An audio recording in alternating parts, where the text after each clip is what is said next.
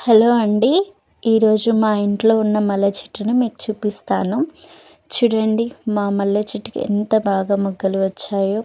రోజు గుప్పడి గుప్పడి పూలు కోస్తున్నాము. చాలామంది అడుగుతుంటారు, మల్లె చెట్టుకి ఇన్ని మొగ్గలు రావాలంటే ఏం చేయాలి? అందుకే ఈ వీడియో చేస్తున్నాను. మొదటి చిట్కా, మల్లె చెట్టుకు రోజు కనీసం 5 నుండి 6 గంటలు ఎండ తగలాలి. ఎండ తగలకపోతే మొగ్గలు తక్కువగా వస్తాయి. అండ్ సెకండ్, మట్టి పూర్తిగా ఎండిపోయిన తర్వాత మాత్రమే చెట్టుకు నీరు పోయాలి.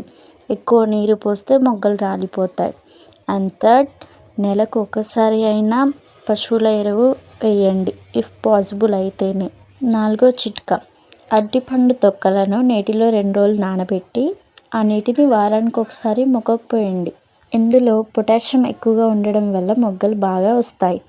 5వ చిట్కా, ఇది చాలా ఈజీనే. రోజు బియ్యం వాష్ చేస్తాం కదా, బియ్యం కానీ పప్పు కానీ వాష్ చేసిన వాటర్ని చెట్టుకు పోసుకోవాలి. 6వ చిట్కా, ఎండిపోయిన కొమ్మలు, పాత ఆకులు ఉంటాయి కదా, ముదిరిపోయిన ఆకులు, అవన్నీ కత్తిరిస్తూ ఉండాలి. కొమ్మలు కానీ ఆకులు కానీ ఎప్పటికప్పుడు మనం చెట్టుని ఫ్రెష్గా ఉంచుకోవాలి.